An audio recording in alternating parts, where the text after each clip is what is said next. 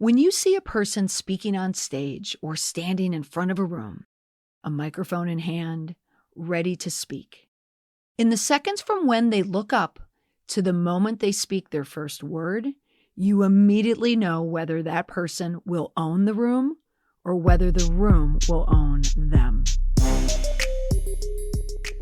Welcome to the Confident Communications Podcast, where we help you find the right response at the right time and deliver it in the right place. At the end of this episode, I promise you that the next speech you give in front of an audience or speak in front of a room, you will be giving the best speech of your life. A tall order, I know. How can one podcast episode almost guarantee that your next talk will be your best? Well, because after listening to this week's guest, I'm confident that the tips you learn in this episode will help you find your powerful voice by knowing what to say and how to say it.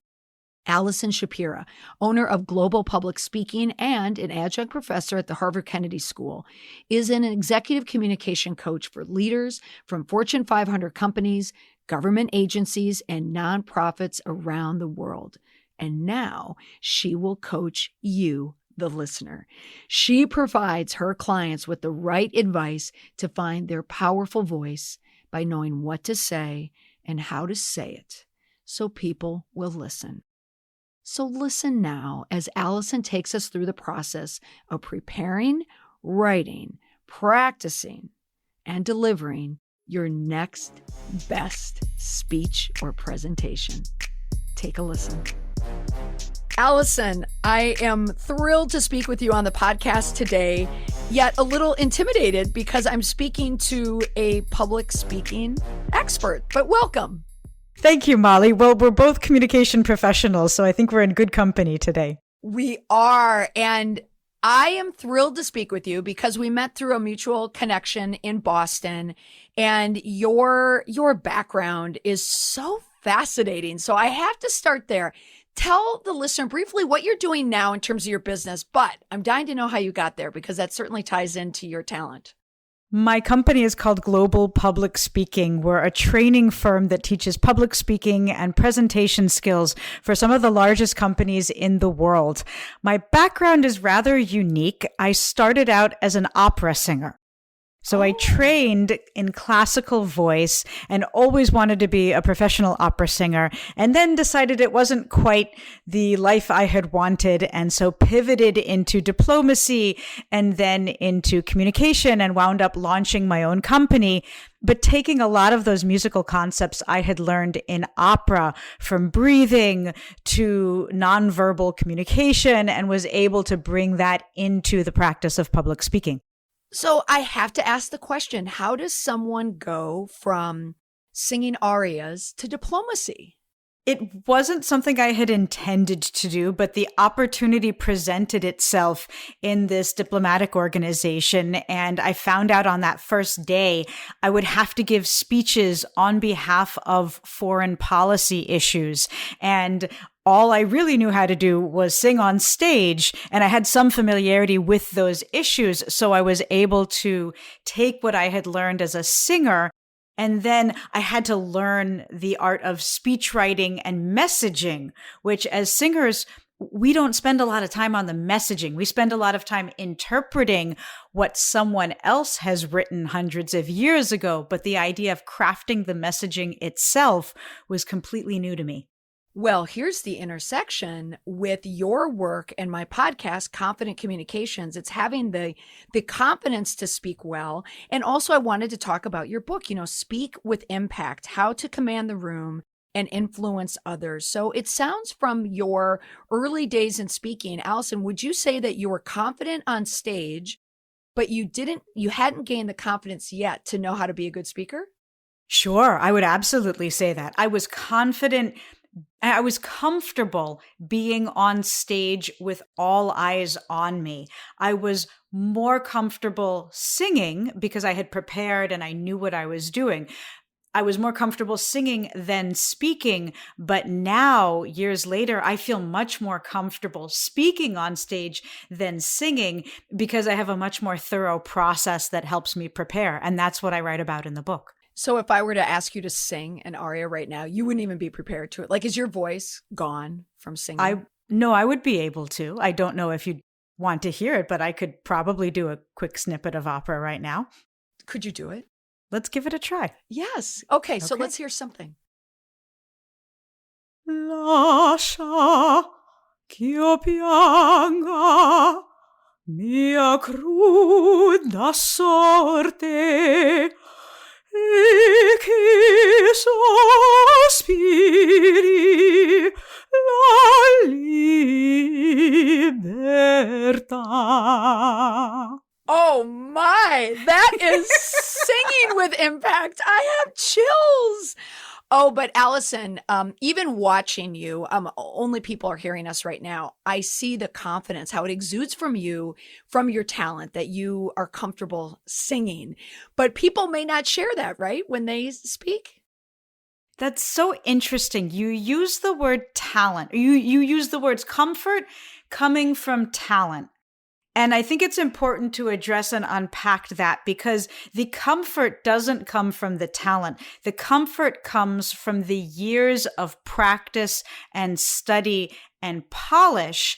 And the talent is something that I had to a certain extent, but then I built on through practice and study. And that's something that's more important in singing than it is in public speaking. In public speaking, certainly there are people who are naturally more talented at it than others.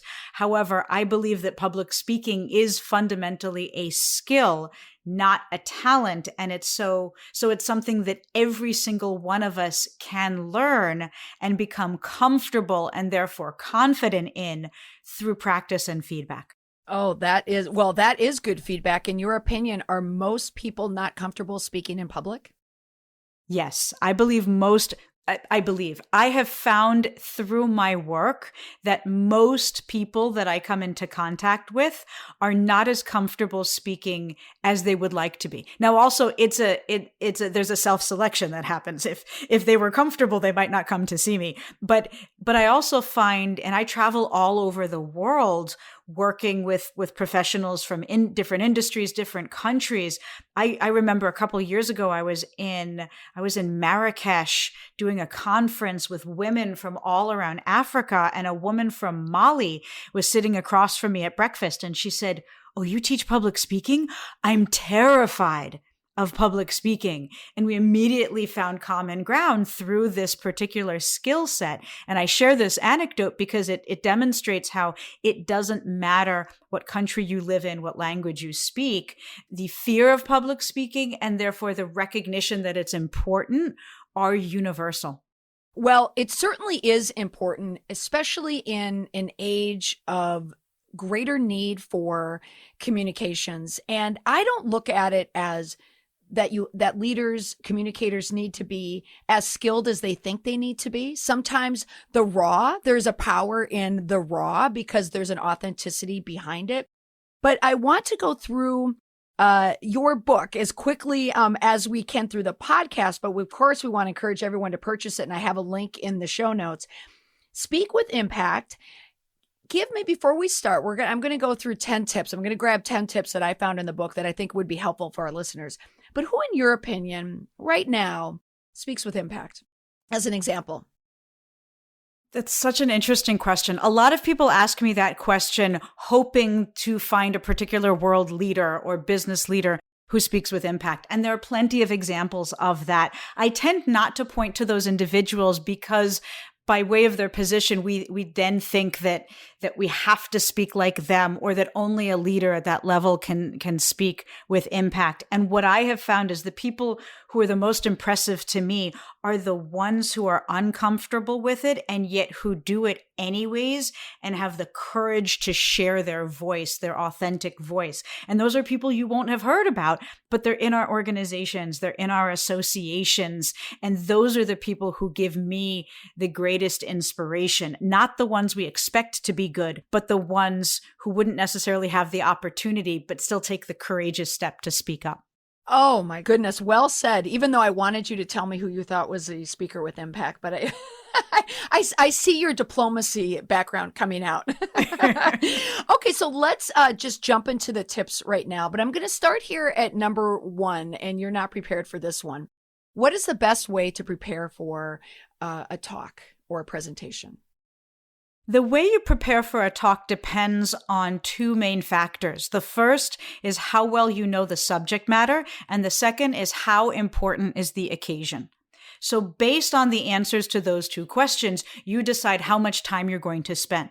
A lot of time or not a lot of time. And then I walk you through a process in the book of defining your goal and your strategy, and then brainstorming some of your messages, then writing them out, then condensing them and summarizing them. And then the one area that I'll comment on is I always want people to read their message out loud before delivering it, because it sounds different for the ear than it does to the eye when we're writing it. Oh, what a wonderful tip. You mentioned about your frameworks, which you have a lot of frameworks in your book, which is incredibly helpful because some people, I think, when they look at how to prepare for a speech, they might jot down some notes, or they might think that we're going to wing it, but really winging it. People who truly succeed at winging it, in my opinion, or say they can wing it, are people who are actually not winging it. Like they've prepared it, or it's like a misdirect. They want people to think that they can. But you even have a framework for how to write a speech in 30 minutes. And what I take away from this is you still need structure. There is a process to building a speech. So could you condense, in 30 seconds, how to write a speech in 30 minutes?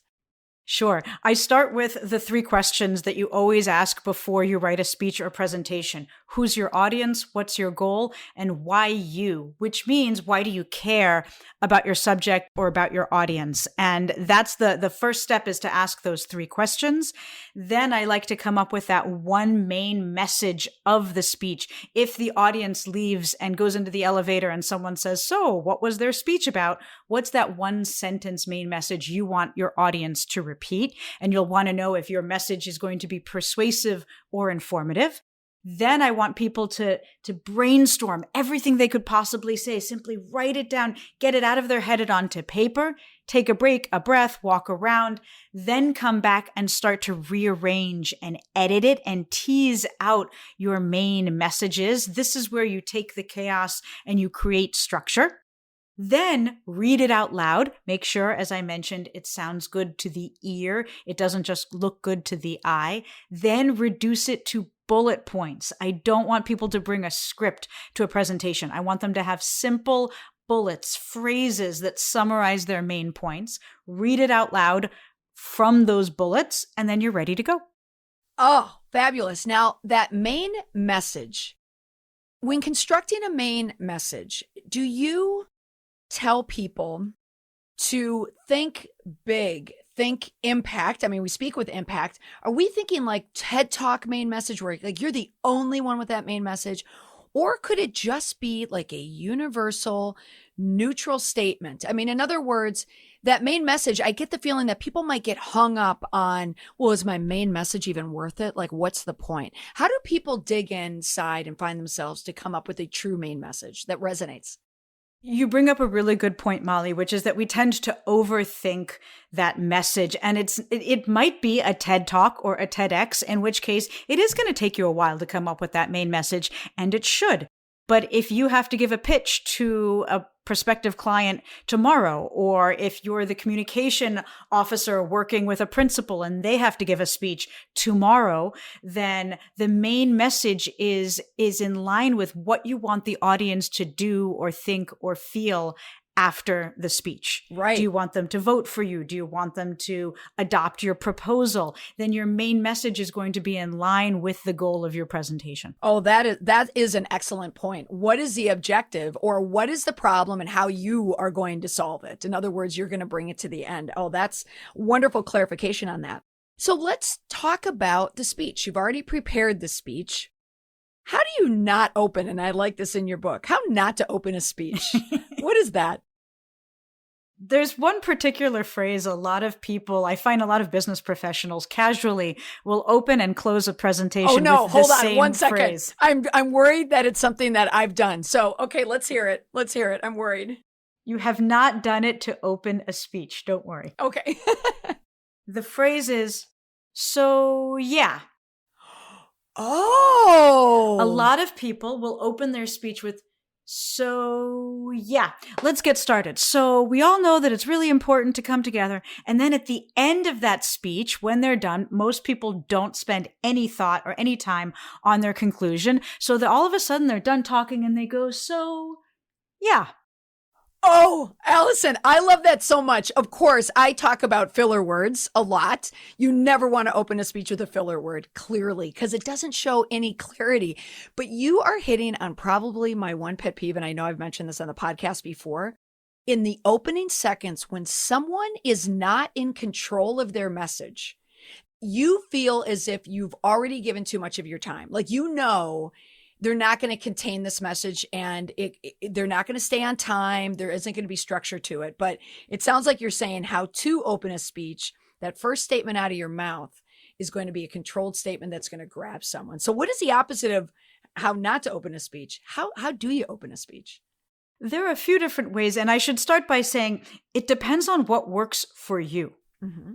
I don't like the old adage, start with a joke. I don't like jokes in public speaking. I do like humor, but jokes and humor are not, just a joke is one type of humor. I like to use situational humor instead, which is a lot easier to use and usually a lot safer to use. I like to start a speech with a personal story. The why you that I mentioned earlier, why you, why do you care? I follow that with, and when was a time in your life that made you care? And that answer usually brings out some personal connection to the subject matter, which becomes a powerful way to open even a business presentation. I also like starting a speech with a visualization. Oh, tell me more. Let's say you're in the banking industry and you're talking about long lines at a banking branch. Imagine you're walking into your favorite branch, you know your banker by name, and you're used to that person saying hello to you every time you walk in. Maybe you wait a couple of minutes, but then that person is ready to welcome you. But now imagine you walk into that branch and you have to wait in line for 20 minutes. Nobody says hi to you. And when you get to the teller, they can't even spell your name. Let's talk about our client satisfaction results, because we've got some work to do. Yes. So the same the same applies to a speaker on stage or someone in the front of the room delivering? Absolutely. What I'm saying is that's a story you could open with in the banking industry. See, I'm so drawn in. I'm like, really? Oh, I see what you're saying. So I should have. You lead them to the moment. Right. So, it's what you just did to me right now. I'm just listening to you. Drew me in so much to your story. I'm like, right? Okay. That's a wonderful device to use. Is you want them to know that you're in control with something, but you need that device, whether it's a story or I like that humor, not a joke. That's right. What you're doing is you're emotionally engaging your audience. And when you do that, you activate their brain. You actually connect with them and transport them into your story or into your visualization. And when you do that, you start to build trust. And when you do that, you engage them. And the number one question that I'm asked repeatedly is, how do you engage your audience? One of the ways you do that is by telling some sort of story or visualization that creates a feeling of emotion. Oh, that is an excellent tip. Okay, when you said you're telling a story, what about showing the impact? Let's talk about these onstage tips, language, body language. Let's talk about the nonverbal first. What are you doing nonverbally to engage or to draw people in as a speaker?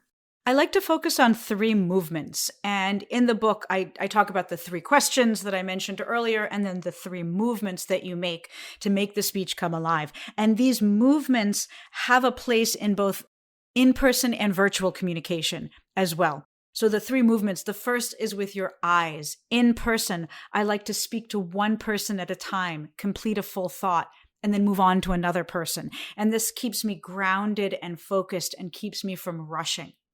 Virtually, I need to look right into the camera lens the whole time in order for you to see my eye contact. You never come off to look at a person or get any feedback. You just stay on that camera?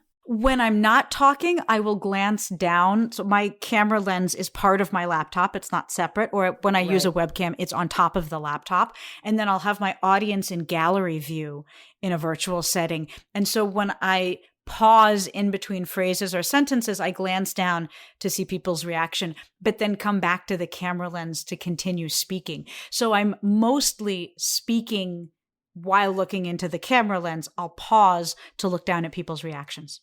That is a very good tip. And it's one that I use as well. So you and I can both share. It's not easy because unlike speaking in a room, you at least if I assume that you're like me, you get the energy from looking at people in the eye, that instant feedback. When you're doing it virtually, you're looking at a little dot at the top of your desktop or a camera, and you don't get that immediate feedback. And so is there any type of other skill that you've noticed in terms of the virtual environment? Any nonverbal, anything else that you're doing that would help that environment? You're absolutely right that we don't get the same energy back when we're in a virtual setting. And there's a delayed feedback loop. In person, I can immediately see your head nodding when I'm talking. And that head nod gives me energy because it validates what I'm saying. And we've all been in that situation on stage, looking for someone to smile and nod their head in order to give us that encouragement. And when we don't have it, we start to second guess ourselves. Am I really saying something worth listening to? Am I accurate? Do I know am I going against what someone else believes? Virtually, the delay in getting that feedback is fatiguing, which is why we're so tired on video. And then not having it at the end of a presentation leaves us with this sense of letdown. That happened to me last week. Usually I always have a chat box where I can see people saying, thank you so much. This was great. Last week I did this presentation and for specific reasons, we weren't allowed to use the chat. And I did my presentation. We took questions, but they were written. And then afterwards, I'm in my home office looking around thinking, I have no idea if they liked it or not. There weren't as many questions as I thought. Did I do okay? And what I've realized is it's important for me to have someone on my team listening to the presentation to immediately debrief with. Oh, that's a good tip. And we can all do this, whether we work with a team or not. We can always have either a friend or a colleague be part of a presentation and then afterwards jump on a quick call with them and say, hey, what do you think went well? What didn't? What can we do differently next time? And in last week, I thought I made a really big mistake and I was kicking myself for it. And then we finally had a debrief with the client this week and they're like, oh, no, that wasn't such a big deal. It was great. I loved the presentation. I learned a few things myself. And here I have been freaking out over the past week, feeling like I let them down. And I hadn't. And there's a lot of inherent pressure there when you're there to help people become public speakers. And then you feel that you let yourself down as a public speaker. I can definitely appreciate that. Also, another element of public speaking that I do virtually now too, and I don't know if you've come across this, I'm sure you have, a lot of these meetings, these annual meetings, they're pre-recording the presentation. So not only are you not getting instant feedback, you're getting zero feedback. You're just talking to yourself. That's right. The benefit of that is that you can record the video multiple times and edit it to make sure you got it right. And in fact, another technique that I recommend for virtual and in-person presentations is what I call speaking with intention, which is a particular technique that helps people unlock the power in their voice and in their gestures. We've been teaching it in person for years. It's even more important virtually because you're not getting that energy from the audience. You need to craft it and manufacture it yourself in order to transmit it through a camera lens, and then you're not getting it back from the audience.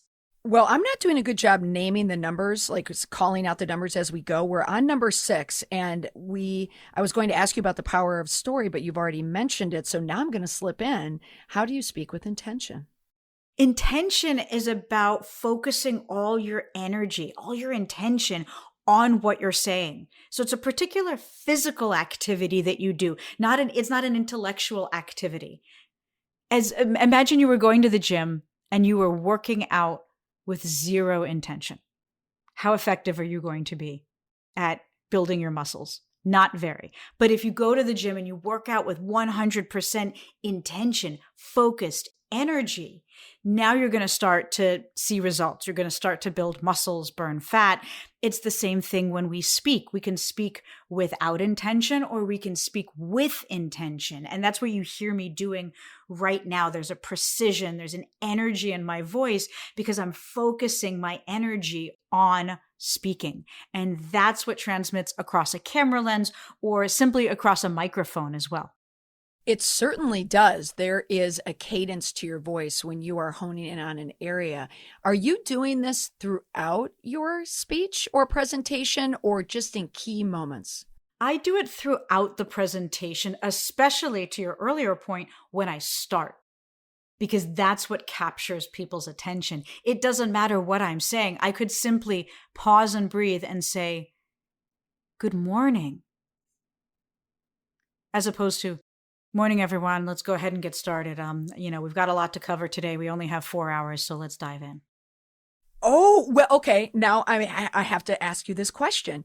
Would you start a speech with morning, with like a salutation, or would you start with a already predetermined line? Or is there one best way to do it, or are there multiple ways?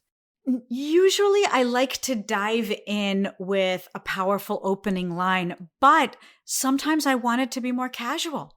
And when I say good morning, what I'm also doing is giving people a chance to respond, testing my microphone if I didn't have a chance to test the microphone, and establishing rapport and connection. So I have no problem with saying good morning. It's great to see everyone. There's nothing wrong with that as long as you speak it with intention. What I don't normally like doing is starting a presentation by thanking all of the organizers. Oh, the worst. Because you lose all of your momentum. Yes, thank people, but thank them at the end or thank them before your conclusion. Before I bring it to a close, there are a lot of people who worked really hard to make today's event a success. I want to thank A, B, C, and let me leave you with some final words. And then you go into your conclusion. So that's how I like to do it. But in the beginning, regardless of whether it's a story, a statistic, or even a warm greeting, start with intention. Okay. Well, my lack of intention here, my questions are now all over the place because you're leading me down this path. You're triggering so many other ideas and thoughts in my head of other speakers that I've seen. You just talked about the open. Let's talk about the close. Well, you mentioned a close. How do you botch a close? So, yeah. Yeah. But also, so, yeah, that was fun. Yeah. That's whenever I'm listening to my students or my clients giving presentations, I can usually tell when they've concluded, but they haven't realized it yet. So I hear this wonderful conclusion, and then they just keep going, restating, adding extra thoughts. And I'm thinking, no, you're done. Yes. You can stop talking now. Yes.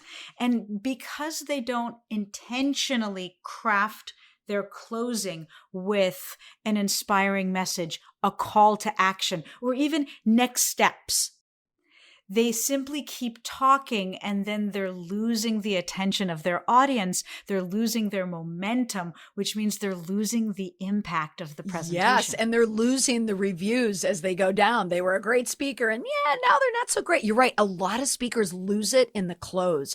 So what you're saying, and this is something I do too, is if you have to have a call to action, you're telling someone to do something. And that's a good way to give yourself that hard stop, correct? Like to train yourself for the hard stop. Oh, that's wonderful. Now, you also mentioned this earlier, and it's on my list. You talked about the use of humor. So no jokes, but you can use humor. Do you have some insight or tips for how to use, well, cleverly use humor? How do you make it work for you? Because it's not easy.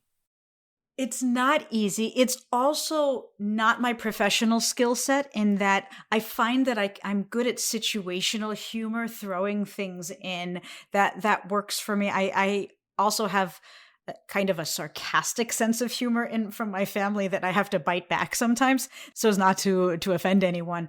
But there's one of my colleagues in the speaking industry, Judy Carter, wrote the Great Comedy Bible. I think it's something like the Comedy Bible. It's a great book, and she talks about the rule of 3 in humor.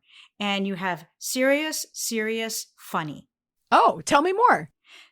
So you have a list of 3. I'm going to give you there are 3 things that you should never do on stage. You should never, or let's see, there are 3 things you should always do on stage. You should always have your notes. You should always have your reading glasses, and you should always have an escape plan in case you accidentally hit somebody in the middle of your speech. So that was, I'm so glad you laughed because that validated me. But I was going to be sarcastic, but I didn't want to. Yeah.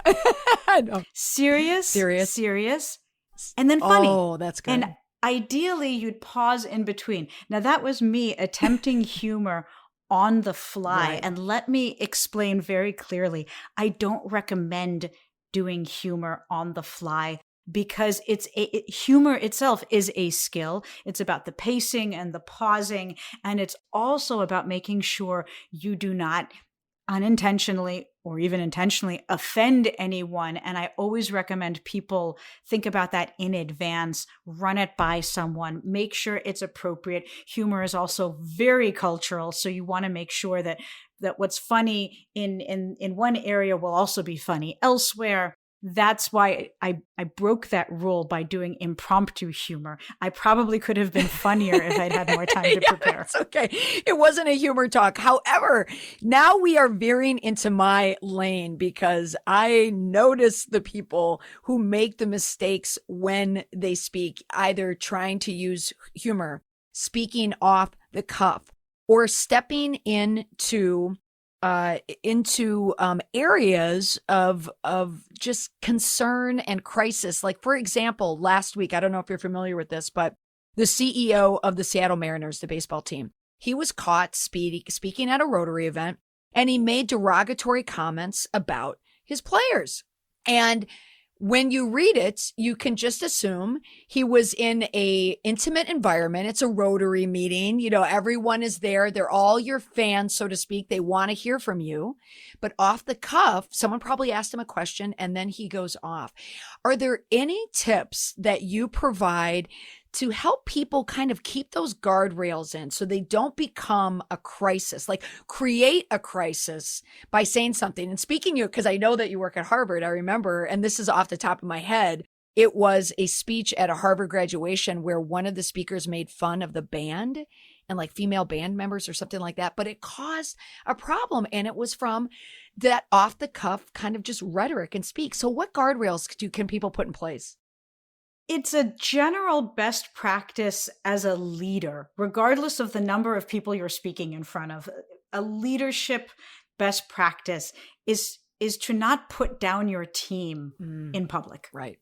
It's okay to give someone personal feedback, one-on-one. Feedback is really important, but putting down people, I don't like to put down anyone in public. If I have an issue with them, again, I deal with them one-on-one. But having that kind of language is something I like to avoid as a leader, and I like to recommend other leaders avoid. It's also important to recognize there are no more closed doors. Oh, that is so true. So true. Now, these days, I mean, maybe 30 years ago, there were closed doors because you weren't bringing phones to record with into the room. Certainly someone could have always slipped in a tape recorder and recorded a session. But now we must assume, especially those of us in the public eye, but even not someone driving driving Uber gets angry and says something and the passenger is recording, or the passenger hasn't had anything to eat that day and is angry and has says something mean, and the Uber driver's recording it because they're recording everything for their own safety, and then they put that on YouTube. So it's the cost of saying something you either shouldn't have said or didn't intend to say is much higher than it has ever been. And that's why anyone speaking to another person needs to recognize that what they're saying could be heard by people outside of that room and act accordingly. And as leaders, we always need to be cognizant of that. Oh, absolutely. That is terrific advice. And speaking about leaders, so we're at the end of the list here. You do speak about executive presence in your book. So tell me what that means to someone presenting either on stage or virtually. Executive presence, as I define it, is a way of speaking and acting that makes others take notice and listen. And when I say acting, I don't mean play acting or pretending. I mean taking actions, speaking and taking actions that make others take notice and listen. And the word executive is a little bit of a misnomer because it's not about your title or your position of authority. It's really your professional presence, how you hold yourself, how you speak, and the actions that you take that impact others. And that's something all of us can build. And in my book, I talk about 5 different components of presence, and I break them down so that you learn, well, if you fall short here, here's what you can do. And you can do a self-assessment of your presence to see where you're strong and where you can improve. But it's not about your title or years of experience or industry. It's about what you do or say and the impact it has on others. That is such a good point.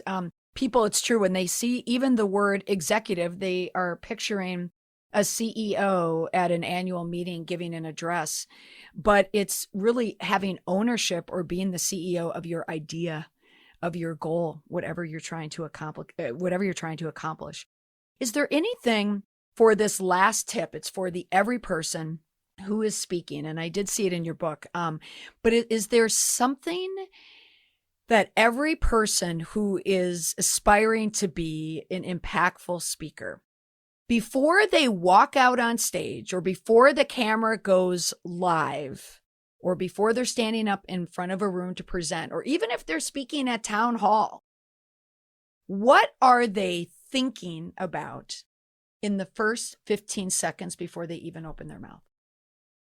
What are they thinking, or what should they be thinking? Good point. Very good. You're very good at what you do. You probably know what they're thinking. It's like, oh, crap.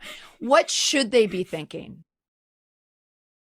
I like to think there are 2 things that I do. First, I pause and breathe.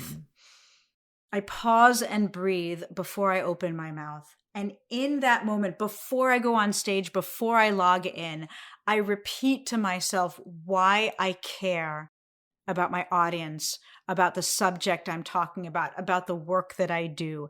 And I think about the impact it's going to have on the audience. It's not about me as the speaker. It's about my audience and the impact I'm going to have on them. And they, by extension, are going to have on others. And I'm inspired by that impact. That's what I remind myself while I pause and breathe. Then I smile because it makes me feel better. And I start to speak.